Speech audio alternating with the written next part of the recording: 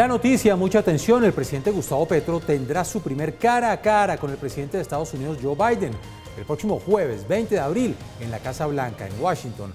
Allí los mandatarios hablarán de los asuntos relacionados al cambio climático, la biodiversidad, la transición energética, los esfuerzos de paz. También van a hablar de migración, la política antidrogas y las oportunidades comerciales. El anuncio se hizo a través de la cuenta de Twitter del propio presidente Gustavo Petro, donde escribió lo siguiente: agradezco al presidente POTUS, Joe Biden, su invitación.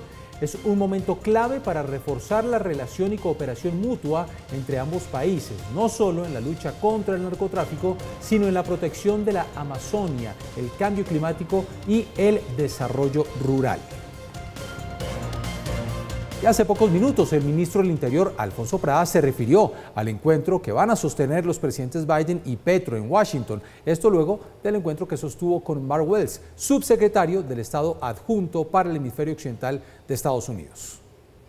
Me parece que es un espaldarazo fuerte a las relaciones bilaterales de Estados Unidos y Colombia. Siempre una reunión entre los dos presidentes es muy útil, consolida acuerdos de carácter bilateral en todo tipo de áreas, en materia judicial, en materia de cooperación, en materia de inteligencia, en materia comercial, naturalmente económica, y obviamente en materia de apoyo. El apoyo de Estados Unidos al proceso de paz total ha sido evidente, a la implementación de los acuerdos de paz. Es decir, es una agenda supremamente fuerte la que tenemos con Estados Unidos, y es una gran noticia esta reunión, tanto para Estados Unidos como para Colombia. Y otra de las noticias del día está con la reforma a la salud. Karina Soler, buenas noches. ¿Es verdad que el presidente Gustavo Petro se reunió con los miembros del Partido Liberal? Hola Jenny y televidentes, así es, el propio gobierno ha confirmado que sí hubo una reunión con el Partido Liberal y esta se llevó hasta las 3 de la mañana en la Casa de Nariño. Lo que sí no quisieron confirmar es si contó con la presencia del expresidente César Gaviria y jefe de esta colectividad. Pero lo cierto es que sí hubo una reunión con el Partido Liberal para hablar de esa reforma a la salud que al parecer no se encuentra aún en consenso dentro del Partido Liberal, el Partido de la U y el Partido Conservador. Sí, pero Karina, no se me vaya, porque otro de los interrogantes políticos de la jornada es si el gobierno habría pedido las renuncias de los viceministros de los partidos de la U, del Partido Conservador y del Partido Liberal. ¿Esto es cierto, Karina? ¿Qué es lo que está pasando con eso? Así es, y sobre esa especulación que ha crecido el día de hoy sobre si el gobierno habría pedido la renuncia de los viceministros de Transporte, Vivienda y TIC, pudimos hablar con esta última, la doctora Sandra Urrutia, sobre si le habrían pedido algunas renuncias y esto nos contestó. En realidad no son solamente esas renuncias protocolarias las que fueron solicitadas.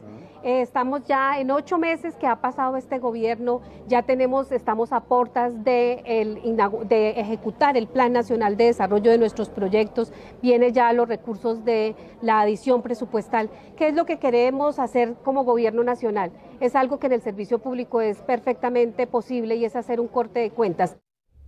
Como acabamos de escuchar, la doctora Sandra Urrutia confirma que no solamente solicitaron las renuncias de los viceministerios, sino otras renuncias protocolarias. Del partido de la U, al que pertenece la doctora Urrutia, nos confirman que en las próximas horas se reunirá la doctora Urrutia con la jefe de esta colectividad, es decir, la doctora Dilian Francisca Toro, y así se produce el pronunciamiento de este partido. Por el Partido Conservador está el ministro de Transporte, Guillermo Reyes. El ministro nos dice que es mentira que a él le hayan solicitado esas renuncias. Por el Partido Liberal, que es del Ministerio de Vivienda, no hemos podido establecer si efectivamente solicitaron las renuncias de sus viceministerios. Lo cierto es que el gobierno del presidente Gustavo Petro necesita el apoyo de estos 3 partidos, porque si no, no logrará la aprobación de sus reformas, es decir, salud, laboral y pensional. Esperemos qué pasa este fin de semana con las diferentes colectividades. Finalmente, después de 8 meses prácticamente de gobierno del presidente Gustavo Petro, se anuncia esta reunión para el próximo jueves entre el presidente Petro y el presidente Joe Biden, que tendrá lugar en la ciudad de Washington.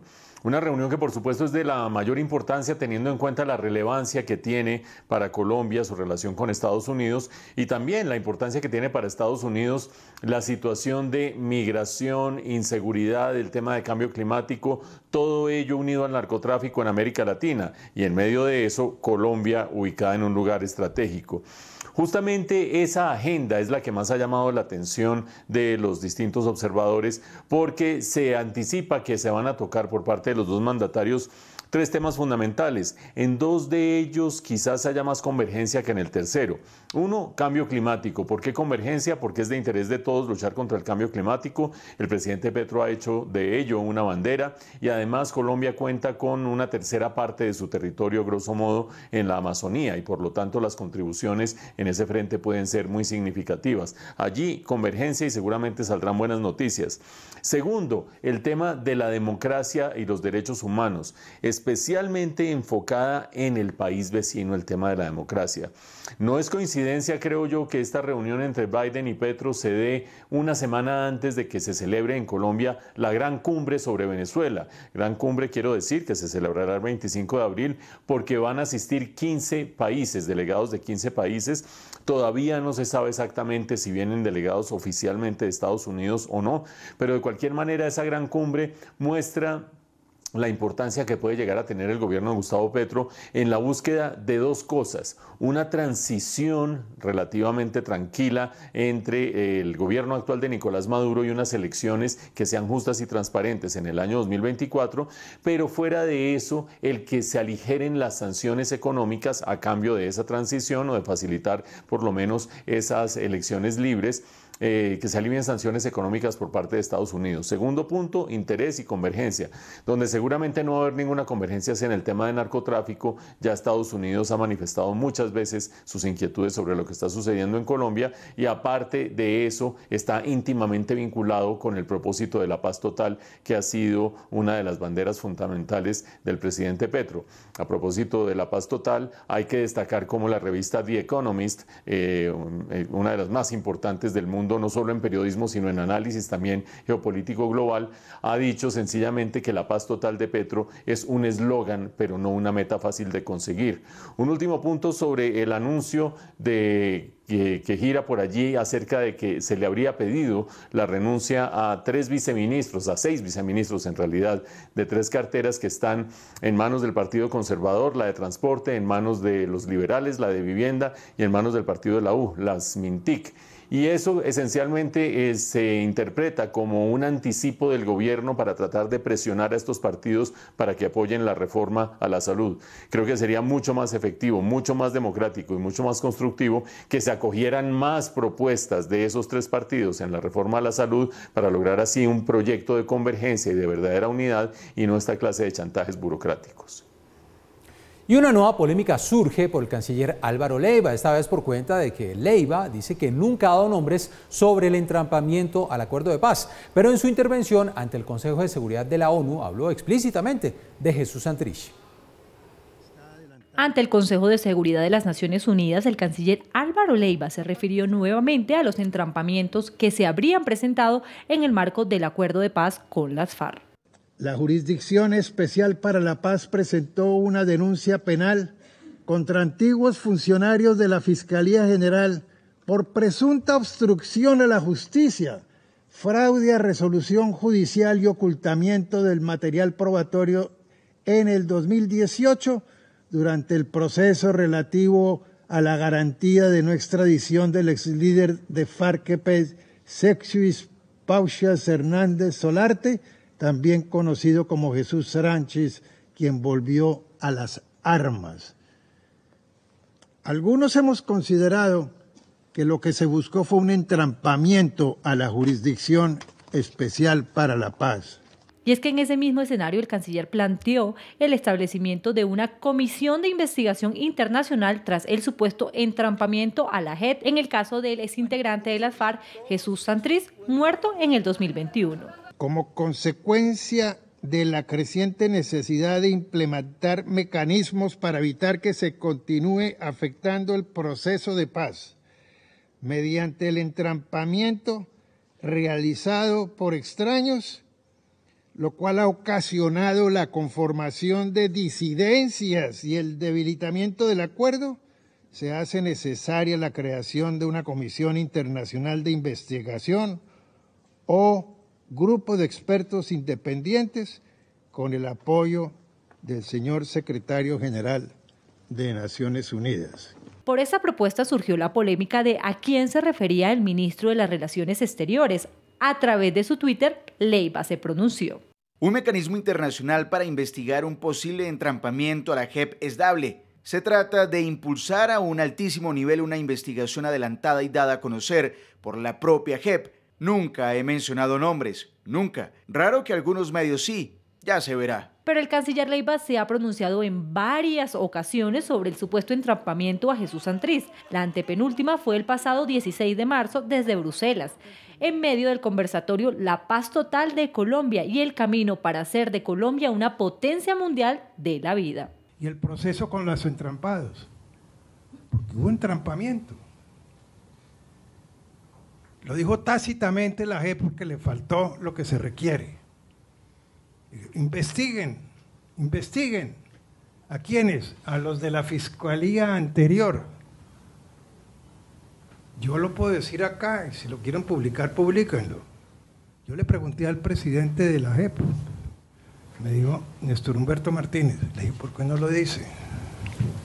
Es que hacer la paz también implica decisión, carácter. Sobre la postura de Leiva, el analista político Pedro Viveros dijo que el canciller desconoce la labor de las autoridades colombianas. Lo valioso de toda esta teoría es que está desconociendo el canciller Leiva el trabajo que está haciendo o que ya hizo diferentes instancias de las autoridades colombianas competentes para decir que no hubo entrampamiento. Si él lo quiere averiguar para resolver el caso del señor Iván Márquez y ver cómo lo pueden reinsertar en ese proceso de paz total, eso es otra historia, pero debería contárnoslo. Sobre el caso de Santrich, Petro también ha dicho que Santrich fue entrampado con el objetivo de extraditarlo a Estados Unidos. No es sorprendente para los observadores el que el canciller de Colombia, el doctor Álvaro Leiva, haya insistido sobre esta hipótesis del entrampamiento, según la cual se trató de engañar a la Jurisdicción Especial de la Paz, a la Jurisdicción Especial para la Paz, más bien la JEP, en cuanto a lo que sucedió con Jesús Santrich. Lo que dice el canciller una y otra vez es que hubo un entrampamiento, es decir, que se indujo a Jesús Santrich a participar en esa especie de negocio del narcotráfico, que algunos dicen que fue la continuación del negocio del narcotráfico por parte de Santrich después del acuerdo de paz. Otros dicen que se les crearon las circunstancias para terminar generándole esa trampa y terminar haciéndolo caer en desgracia desde la perspectiva del acuerdo de paz. Pues bien, no es sorprendente que el canciller siga defendiendo esa hipótesis, pero sí sorprenden dos cosas. La primera de ellas, que lo haga ya a tan alto nivel en el Consejo de Seguridad de Naciones Unidas, donde esencialmente insistió en la tesis del entrampamiento. Fuera de eso dijo que hay en Colombia enemigos contra la paz, pero quizás lo más importante y lo más interesante, dijo que es necesario que se cree una comisión internacional que investigue los hechos y que termine dictaminando acerca de estos hechos, si sucedieron, no sucedieron y cómo sucedieron. Eso no solamente es llevar el tema a las más altas instancias internacionales, sino que además es una bofetada al sistema judicial colombiano. ¿Por qué? Porque el mismo sistema judicial colombiano sería el encargado, o debería ser el encargado de hacer esa investigación, de evaluar, incluida la misma Jurisdicción Especial para la Paz, si ustedes quieren, haciendo su propia evaluación y su propia investigación y fijando su posición al respecto. Obviamente existe desconfianza de parte del canciller acerca de la justicia colombiana. ¿Por qué digo obviamente? Porque ustedes han visto también, y ese es el segundo aspecto que sorprende, que hay posiciones distintas sobre si el canciller involucra o no en ese entrampamiento al exfiscal general de la Nación, Néstor Humberto Martínez. ¿Por qué digo que no se sabe si sí o si no? Porque el mismo canciller ha publicado en su cuenta de Twitter que él no ha hablado de nombres específicos, que qué curioso que los medios sí estén hablando de nombres específicos, pero hay que remontarse a una reunión del canciller con embajadores europeos, de los países europeos, hace apenas 3 semanas más o menos en Europa, en que el canciller insistió sobre esta tesis y en ese momento dijo lo siguiente: no dijo que él hablara de Néstor Humberto Martínez, pero sí dijo que hablando con funcionarios de la JEP, en concreto con el presidente de la Jurisdicción Especial para la Paz, le preguntó que quién estaría involucrado en ese entrampamiento y dijo en ese momento que de esa conversación trascendió el nombre de Néstor Humberto Martínez. Por lo tanto, no es la primera vez que aparece ese nombre. Ahora el canciller dice: yo no lo mencioné, pero sí lo había mencionado previamente, aunque diciendo que lo habían dicho los funcionarios de la JEP. De cualquier manera, habrá que ver si esta solicitud de una Comisión Internacional de las Naciones Unidas hace carrera o no hace carrera, pero de cualquier manera, con un gobierno apenas arrancando, con un canciller más dedicado a los temas de la paz que a los temas internacionales del país y con esa obsesión que tiene por la tesis del entrampamiento, probablemente aquí habrá mucha tela para cortar en adelante. La revista inglesa The Economist criticó la paz total del gobierno del pacto histórico. La calificó de caos total. Un artículo sobre la paz total del presidente Gustavo Petro fue publicado por The Economist. En este, la revista criticó la política que viene adelantando el mandatario al decir: se tambalea un ambicioso plan de paz total en Colombia. Cabe recordar que el presidente Gustavo Petro se eligió bajo la bandera de conseguir una paz total con todos los miembros involucrados en el conflicto armado, que lleva más de medio siglo. Menos de un año después, su búsqueda por la paz parece estar más temblorosa que nunca.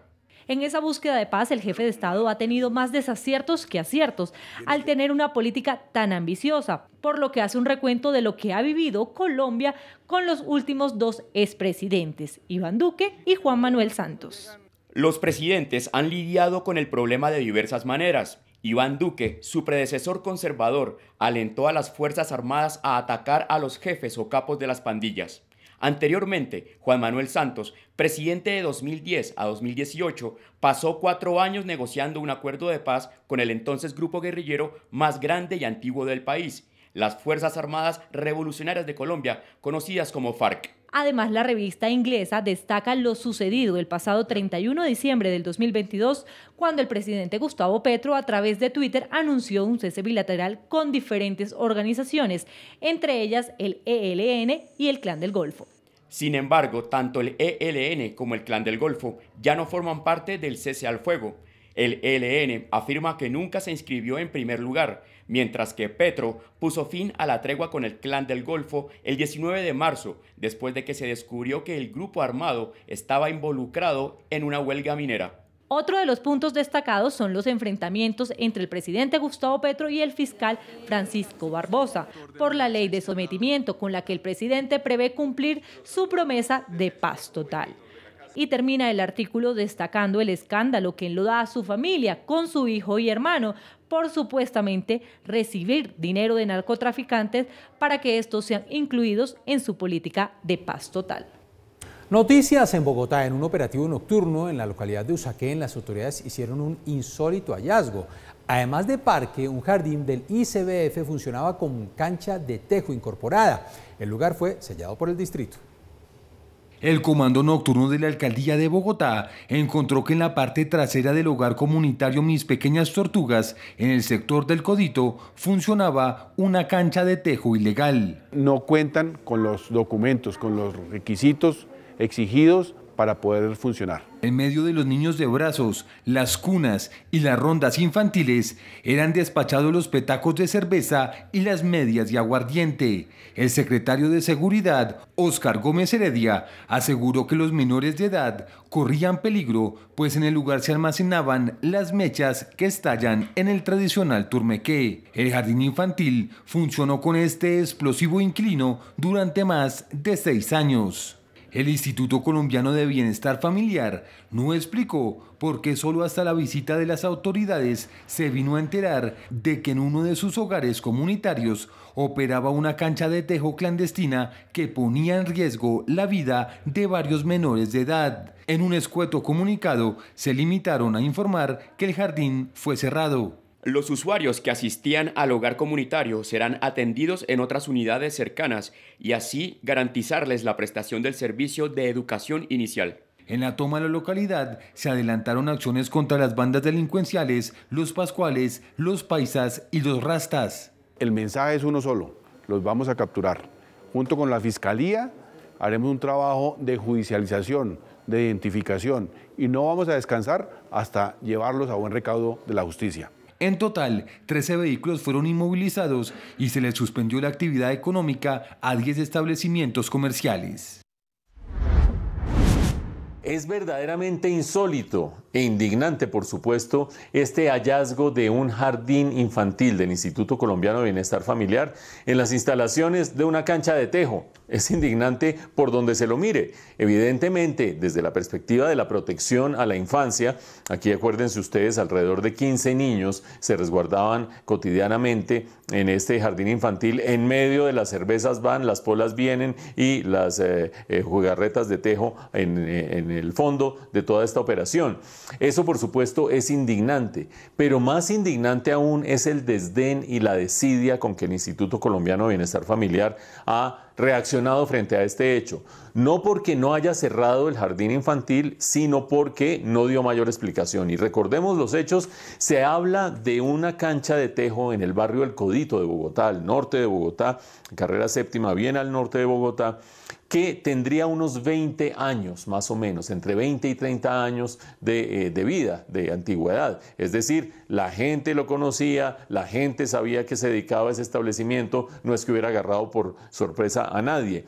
Mientras tanto, el jardín infantil tenía entre 6 y 7 años. Hay quienes dicen, claro, es que como la cancha de tejo era clandestina, pues el Instituto Colombiano de Bienestar Familiar no tenía por qué saber que ahí funcionaba una cancha de tejo.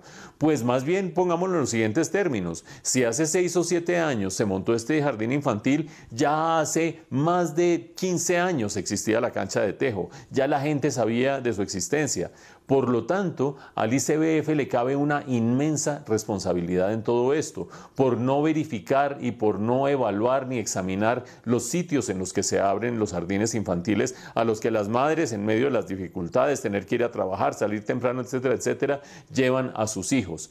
Si la institución no se hace cargo de esas evaluaciones, ¿quién se va a hacer cargo de esas evaluaciones? Y ahí entramos al segundo aspecto desconcertante y es la reacción del instituto. Sí, es cierto, cerró el jardín infantil, sí, es cierto, anunció que redireccionará y reubicará a los niños que iban a ese jardín infantil, pero no asume absolutamente ninguna responsabilidad por haber escogido ese sitio, por haber permitido que en ese sitio se abriera ese jardín infantil. Ni siquiera dice que se van a revisar los protocolos, ni se va a buscar al funcionario que aceptó que se abriera ese jardín infantil en una cancha de tejo. Un desprecio absoluto por un hecho que institucionalmente debería ser responsabilidad del instituto, porque abrió el jardín o permitió que se abriera el jardín mucho después de que ya la cancha de tejo era muy popular en ese barrio.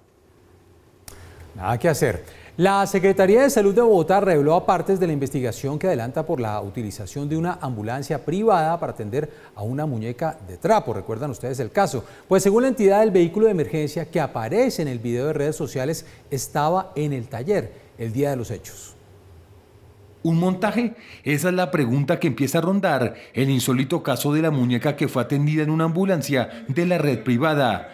Según datos preliminares de la investigación administrativa sancionatoria entregados por la Secretaría de Salud, está claro que Cristian Montenegro, propietario de la muñeca involucrada en el escándalo, nunca llamó a la línea 123 para solicitar un servicio y atender el caso en cuestión. Es decir, que ninguna móvil del distrito fue despachada para el presunto caso. La Secretaría de Salud verificó en el Registro Especial de Prestadores de Servicios de Salud, REPS, y determinó que la ambulancia que aparece en los videos pertenece a una empresa privada que a su vez le contestó lo siguiente a la entidad. La móvil identificada con el código SD 56674 se encontraba fuera de servicio por fallas eléctricas. Esta se encontraba en el taller ubicado en el barrio Patio Bonito de la ciudad de Bogotá. En otra parte, la compañía respondió: verificando la bitácora de traslado de la móvil en mención, no se encuentran traslados realizados el día que se grabó el video, ya que la móvil no se encontraba operativa. Así las cosas, y con esta información no se descarta que la supuesta atención de urgencias a la dama de trapo se haya tratado de un montaje con fines publicitarios o de reconocimiento en redes sociales. La Secretaría de Salud continúa recaudando más material probatorio. se abstuvieron de revelar el nombre del prestador del servicio para no interrumpir el debido proceso. Y hay polémica en el país porque la Jurisdicción Especial para la Paz, la JEP, va a ampliar su planta de personal. Se crearán 423 cargos más. El costo asciende a los 60.000 millones de pesos. El presidente de ese tribunal dijo que esto obedece a una política de Estado. Argumentando que se reforzarán las investigaciones y el trabajo en territorio, el presidente de la JEP defendió la creación de más de 400 cargos en ese tribunal que costarán 60.000 millones de pesos. Obedece a una política de Estado que atiende a cumplir con los compromisos establecidos por el gobierno colombiano con la Corte Penal Internacional para el cierre de su examen preliminar el año pasado. El magistrado Roberto Vidal explicó cuáles serán las funciones que tendrá la nueva planta de personal. La ampliación trata de 423 nuevos cargos que conducen a un total de 1.317 en la jurisdicción, que llegan a ampliar el alcance e impacto de la entidad en los territorios más afectados y que han sido priorizados en las investigaciones, pero también a fortalecer otras dependencias que se activaron desde 2022, cuando la Sala de Reconocimiento emitió las 3 primeras resoluciones de conclusiones. Ante los cuestionamientos por los nuevos puestos de trabajo en el Tribunal de Paz, la JEP recordó que la Justicia Ordinaria cuenta con 35.000 funcionarios, la Fiscalía con 28.000 y la JEP con 1.317 cargos. El apoderado de Aida Merlano hizo graves denuncias frente a la pérdida de los registros de las visitas que varios abogados del Clan de la Costa le hicieron a la excongresista en la cárcel. El abogado dijo que alguien del IMPEC se prestó para extraviar esta información.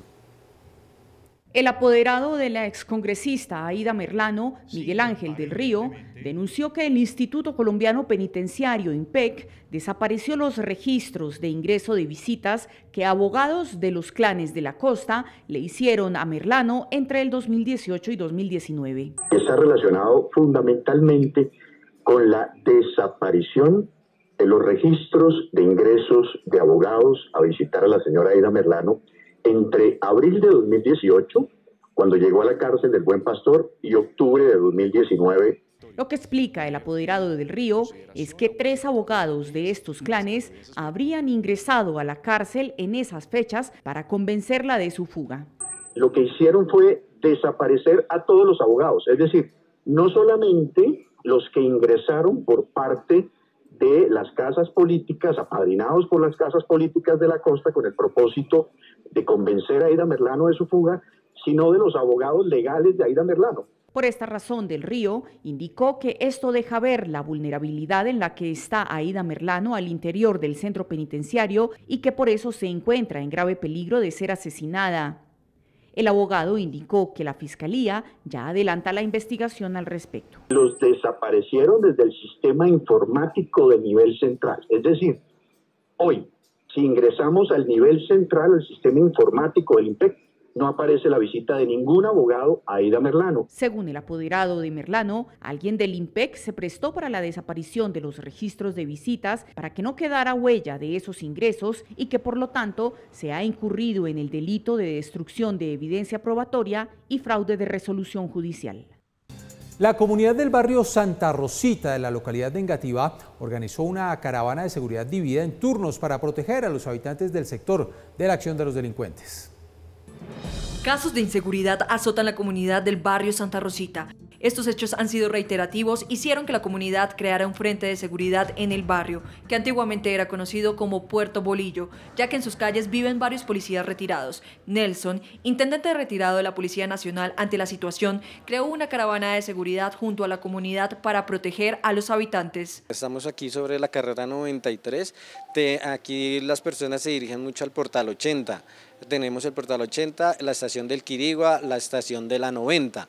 Entonces, la mayoría de gente utiliza este transporte público de Transmilenio. La caravana Costa, estamos tratando de salir 4:30 de la mañana, un grupo hasta las 5:15 y de 5:15 a 6, que es la mayoría de gente que sale a esas horas. Lo hacemos así porque hay mucha gente que también madruga, nos ayuda, nos colabora con la caravana y tiene que después ir a trabajar. Cuando algo pasa, suenan las alarmas comunitarias y todos los integrantes del frente salen a atender la situación.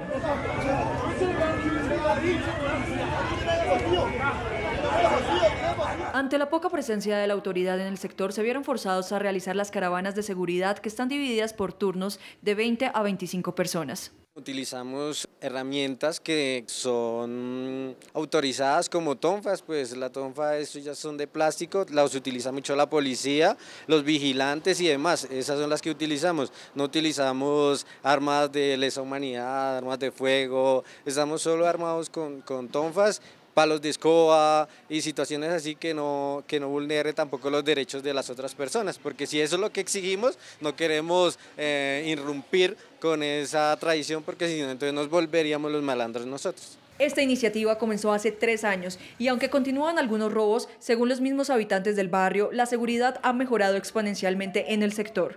Cuando pasaban por ejemplo, los hechos de inseguridad que venían y roban, pues uno sale prevenido, ¿sí?